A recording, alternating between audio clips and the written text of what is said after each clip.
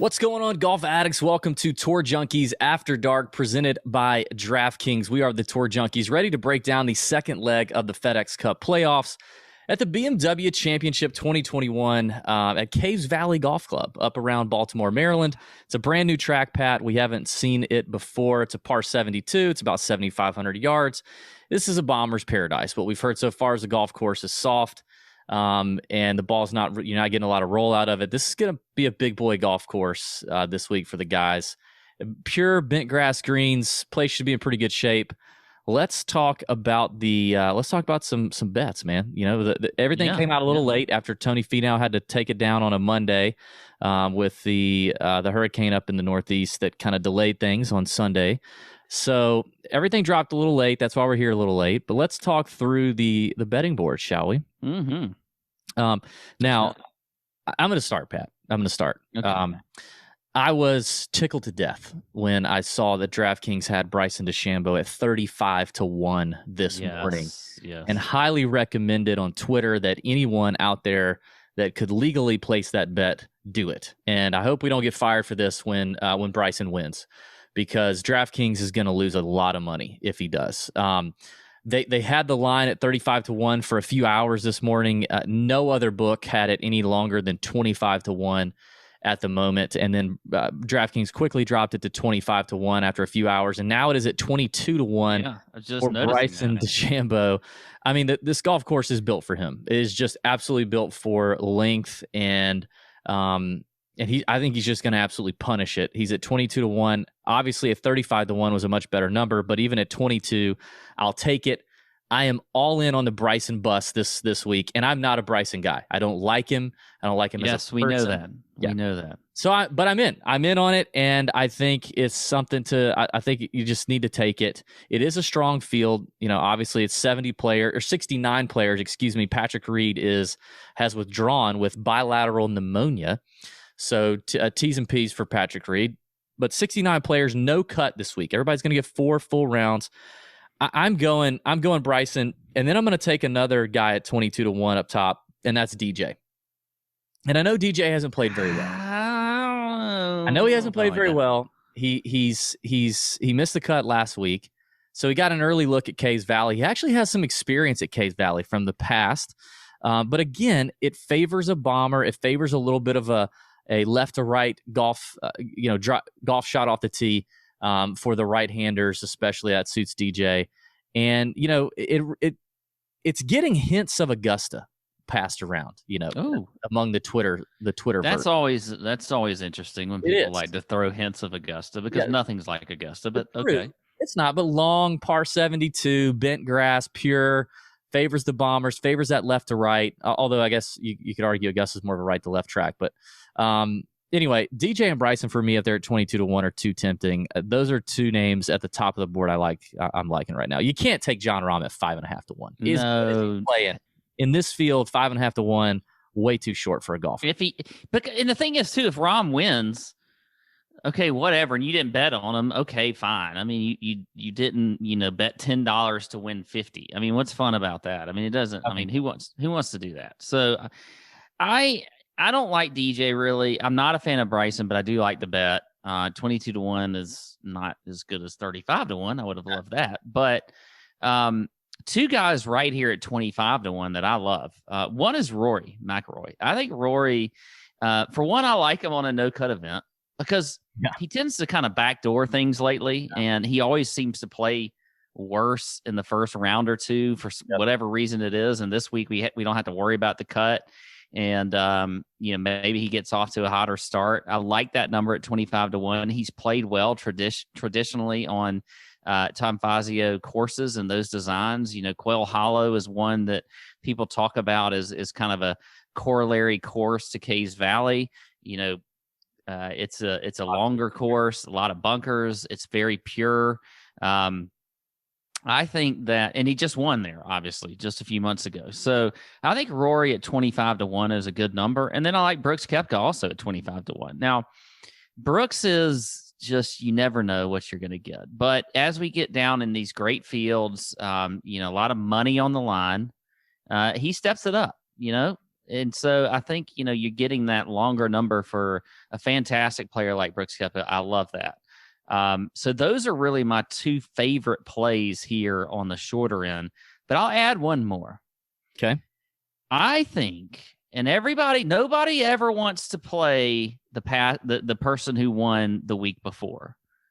But Tony Finau, we're getting 28-1 on a guy that just won. Okay, I know his form wasn't that great, but look, I think winning that will just give you confidence in itself. And he's won now after 8 years or whatever it was, 5 years. Yeah. Sorry, he's had 8 second place finishes since he won, is what I meant. But I'm not afraid to bet Tony Finau at 28-1. Yeah, I think I'd rather play him in DFS on DraftKings. I think you're typically going to get shortened odds right after a guy comes out and wins like that. So I don't know. I actually don't like any of these numbers beyond those 25-1 names. I kind of like the Brooks bet that you mentioned. I like that more than Rory. But after that, I really like to I like to skip this upper 20s, 30s range. I just don't love the value when I can just get Koepka at 25 right there, just slightly shorter. I'd rather pound that. So moving down the board, the first name kind of in this middle section for me that jumps out may surprise you, Pat, and it is the Canadian Corey Connors. Ooh, I had him written down. I love Connors. Connors last week at the Northern Trust gained almost 13 strokes off the tee and on approach. He's always been known as a premier ball striker on the PGA Tour. He's got enough distance. He's not a super bomber like a DJ or a Rory, but he hits it plenty long. But his iron play is elite on the PGA Tour. And he kind of had a little dip in that earlier this year, and it showed. I think it's back, clearly, as evidenced by 13 strokes gained off the tee and on approach last week. It's always about the putter for Connors, but it's like any week where he just putts par with the field or better, and he can win any event, any strength field, doesn't matter, and he's coming in hot. Speaking of Augusta, another guy who's played Augusta National very, very well is Corey Connors. So I like him at 45-1. I'm going to give you one more name in this mid-range, getting into the long shots before we get into the triple digits for me. And that is another guy on team ball striker, can't putt, and that's Keegan Bradley. I'm back on the Keegan Bradley. I usually feel like you're just. Well, I don't understand why you would do this. I've withdrawn from Keegan over the last few weeks. If you've noticed, I've not picked him in a long time. I rode him pretty hard all year this year, and except for the last 6 weeks, I've kind of been backed off a little bit. I think Keegan's back. The ball striking is coming back. He's playing well right now, and again, he's like Connors. He just needs 1 week where he just putts average. He doesn't have to gain a bunch of strokes with the putter because he's so good tee to green. 70-1 for Keegan in a 69-man field. I think I'll take that one. So that's a bomb. I'm giving the people bombs tonight. Okay. Let me adjust my mic here. My mic was kind of bothering me. Yeah, I actually don't like Keegan. Nope, I don't. But whatever. That's okay. Corey Connors, I love. He was one I had written down. So I love that number. Another guy that I'll give you here in this range, and he's a little bit longer. As far as the odds are, but I like Alex Noren at 80-1. We saw him play extremely well last week, especially in his last round. He's been kind of up and down. That's always how Alex Noren is. He's up and down. Yeah, he's never a consistent player. To be pissed off at Alex Noren. Yeah, but I think that number is good for him at 80-1. Big What's fan. His top 10 number? What's it? I'm not looking at it. The top 10 number is actually. Hang on, because I looked at that too. His top 10 is 6-1, which I think is a good. I'd rather do that. I just don't see Noren winning. Well, yeah, if you don't, but look, I mean, now this is a course where you have to be long. I agree, but I think you do have to have some accuracy. And he does have. He's pretty accurate off the tee. He's not like the most accurate, but he's actually fairly long. He's 28th in the field in strokes gained off the tee. He's 13th in scrambling, which I like. He's second in the field in putting on bent grass greens. Second. So he putts well on these greens. I think Noren is I think he could win, but if you want to do a top 10, 6-1, I'm not, I like that too.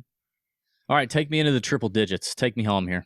All right, a few triple-digit numbers that I do like, and I think this first guy you're not a fan of, but he just won a few weeks ago. He's obviously long off the tee. Can I tell you? I think you turned me last night. No, I think I didn't, No, but no, you did. I think I didn't. Cam Champ. Cam Champ, yeah. I I turned you? You turned me. Yep. No. Today I was looking at it and I was like, you know what? I think I'm going to get in on Cam Champ. I'm glad you said it. Mm. I like it. I love Champ this week. I wasn't on it last night on our show, but I'm in. I think I'm in. You are not, but I think Cam Champ. I mean, you just look at how he's been playing lately. It is extremely well. Obviously, a win just a few weeks ago. He is very long off the tee. So at 100-1, a guy with with a win,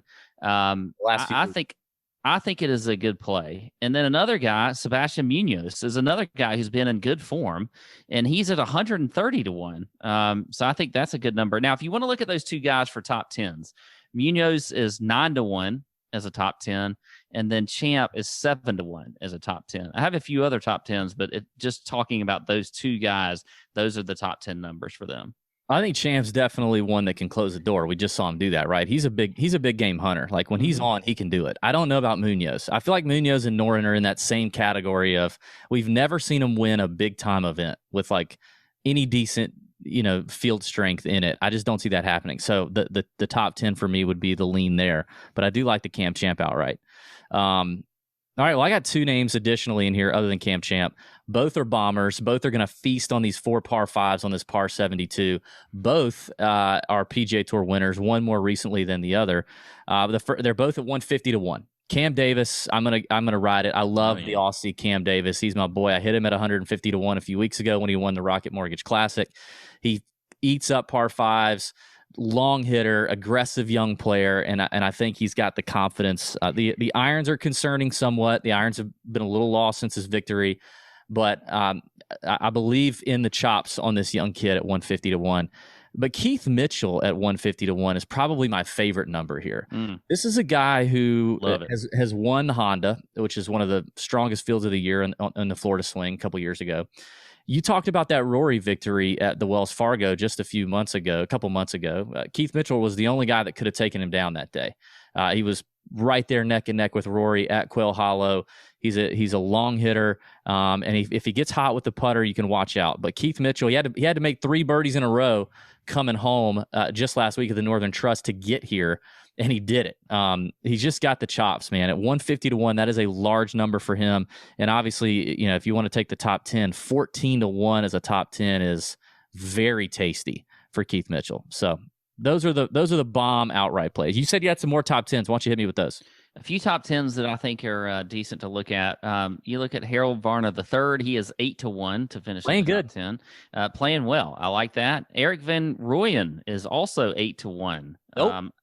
I like him. He just won a few weeks ago. Nobody wants to pay attention to that, but he did just win. Field event, and I just can't. I can't. I don't care. He also played well last week as well. Another guy that I know you're not going to like also, but tends to just play well this time of year. He's won a FedEx before, and that is Billy Horschel. It's 7-1 top 10. So there you go. Yeah. Well, I don't have any more top 10s, but I do have 4 matchups I want to throw out real quick. So you got a real variety tonight on TJ After Dark. The first one is Brooks Koepka, even money against Patrick Cantlay. I love the Koepka side here.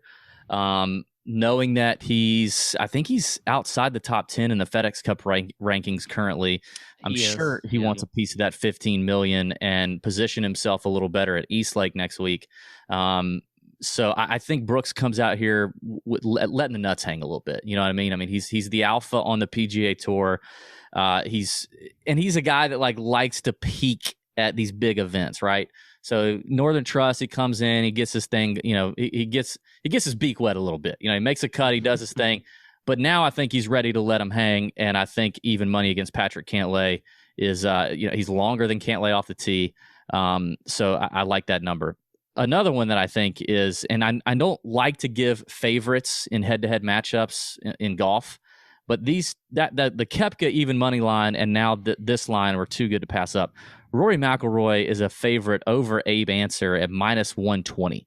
I think that should be more like minus 160 on this golf course. Abe's probably getting a bump for his WGC victory just a couple weeks ago at TPC Southwind, which is fine. And I like Abe Answer. He's a great player. He is one of the shortest hitters in the entire PGA Tour. Like, he can hear he will be with the soft, wet ground and the ball hitting the ground and just going like he'll be able to hear it from the tee 270 yards out, while Rory hits it 310, carry. Like, Abe is going to have a lot of long clubs into these greens, and I think Rory at minus 120, it should be minus 160. So I like that number. Now, 2 dogs, Justin Thomas. I love taking top players against other top players as dogs. Justin Thomas is plus 165 against John Rahm. Plus 165 should be his number against like 2001 Tiger, not John Rahm. Like, and I agree. Again, John Rahm is playing fantastic right now. He's player of the year. He's been the most consistent player, all season long.